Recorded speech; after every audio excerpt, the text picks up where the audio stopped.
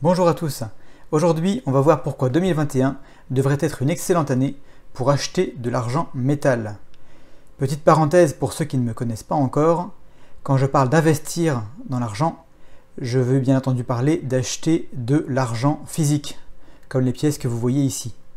Il y a d'autres façons de s'exposer au cours de l'argent, on peut acheter des ETF ou des actions d'entreprises minières qui creusent pour trouver de l'argent, mais je ne fais pas ça, parce que d'une part, c'est des sujets que je ne maîtrise pas, et d'autre part, je trouve que c'est quand même beaucoup moins rigolo que de se renseigner, de trouver des belles pièces comme celle-ci. Et puis il ne faut pas oublier que l'argent physique sert également de rempart contre une éventuelle défaillance du système financier, et à mon sens, acheter des ETF pour ça, c'est pas la meilleure chose à faire. Comme vous le savez peut-être, le cours de l'argent se porte pas trop mal au moment où j'enregistre cette vidéo, mais je pense qu'il reste encore pas mal de place pour une hausse conséquente. Et je vais vous expliquer pourquoi en 2021 particulièrement.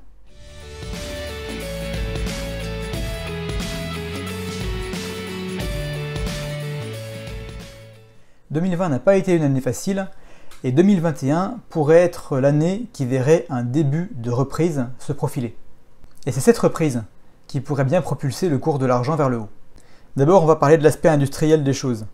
On a bien vu pendant le premier confinement, quand toutes les usines se sont arrêtées en mars-avril 2020, le cours de l'argent s'est effondré parce que l'argent est avant tout une matière première industrielle.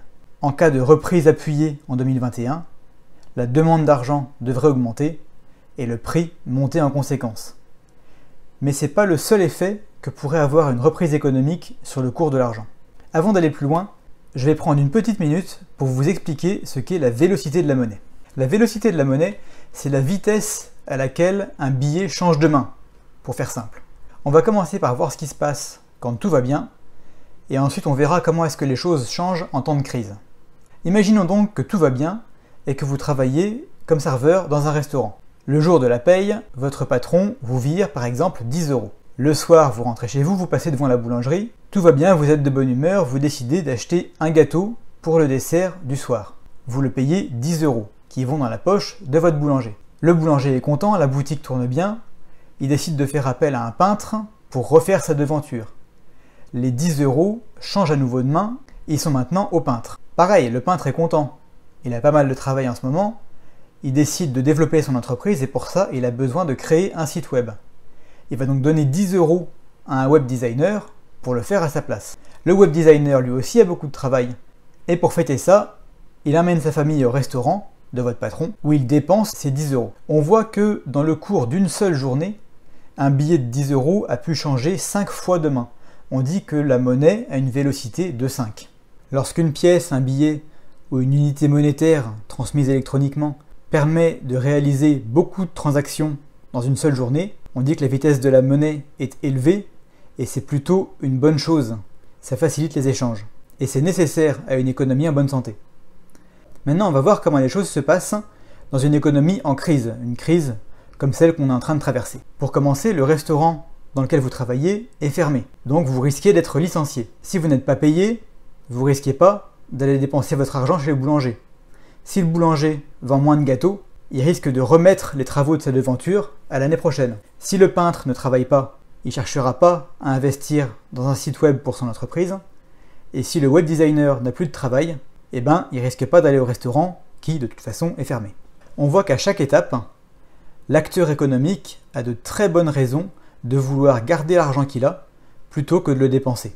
Alors bien sûr, tout ne s'arrête pas d'un coup, mais notre billet de 10 € qui avait servi à 5 transactions dans la journée, peut-être qu'il ne servira plus qu'à 1 ou 2 transactions dans la journée, parce qu'au bout d'un moment, il tombera sur quelqu'un qui préférera le garder plutôt que le dépenser. On voit qu'une vélocité de la monnaie qui passerait de 5 à 1 très rapidement poserait de gros problèmes de liquidité dans l'économie.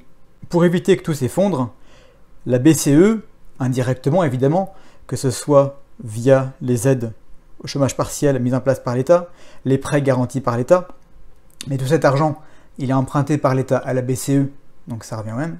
La BCE donc va injecter de l'argent à différents niveaux pour éviter l'arrêt complet de l'économie. Du coup, le restaurant qui vous emploie, plutôt que de vous licencier, il vous met en chômage partiel. Et vos 10 € de salaire ne viennent plus du restaurant, mais de la BCE.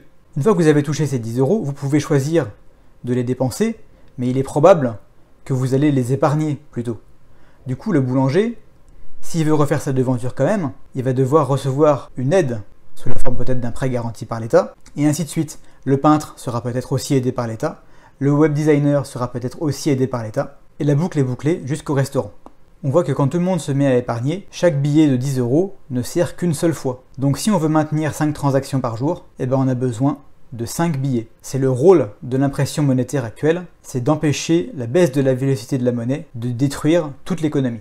Et vous allez me demander quel rapport avec l'argent et surtout quel rapport avec la reprise.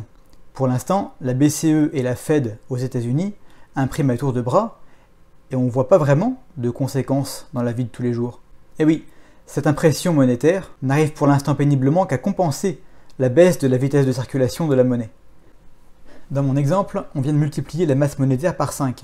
Dans la réalité, on n'en est pas là, mais il faut quand même garder en tête que 25% des dollars actuellement en circulation ont été imprimés cette année uniquement. Donc c'est quand même pas rien. Et maintenant que la masse monétaire a beaucoup augmenté, si on assiste en 2021 à une reprise économique qui s'accompagnera d'un retour de la vélocité de la monnaie à la normale, on va se retrouver avec 5 billets de 10 euros qui changeront chacun 5 fois de main dans le circuit qu'on vient de décrire. Donc là, on n'est plus à 50 euros de transaction, on est à 250 euros pour le même volume a priori de biens et de services échangés. Ça s'appelle l'inflation et on risque d'assister à son retour galopant. Comme ces phénomènes sont très difficiles à contrôler, on pourrait en arriver à la fuite devant la monnaie et à l'hyperinflation.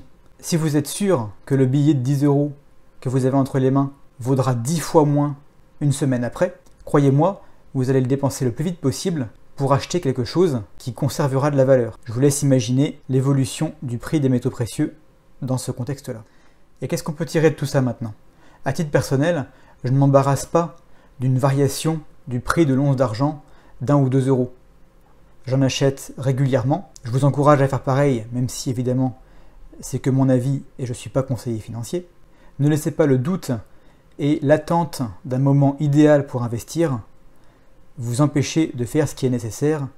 Bien entendu, il n'est pas question de placer toutes vos économies dans l'argent. Mais dites-vous bien que si vous n'avez que des euros, d'une certaine façon, tous vos œufs sont aussi dans le même panier et que vous prenez des risques. Et si je me trompe et que la reprise économique tarde à venir, le cours de l'argent pourrait en 2021 stagner, voire baisser. Cela n'affectera en rien ma stratégie, et pour tout vous dire, une baisse du cours de l'argent m'arrangerait bien, ça me permettrait d'en acheter davantage. Si cette vidéo vous a plu, n'hésitez pas à la partager, et je vous dis à très bientôt.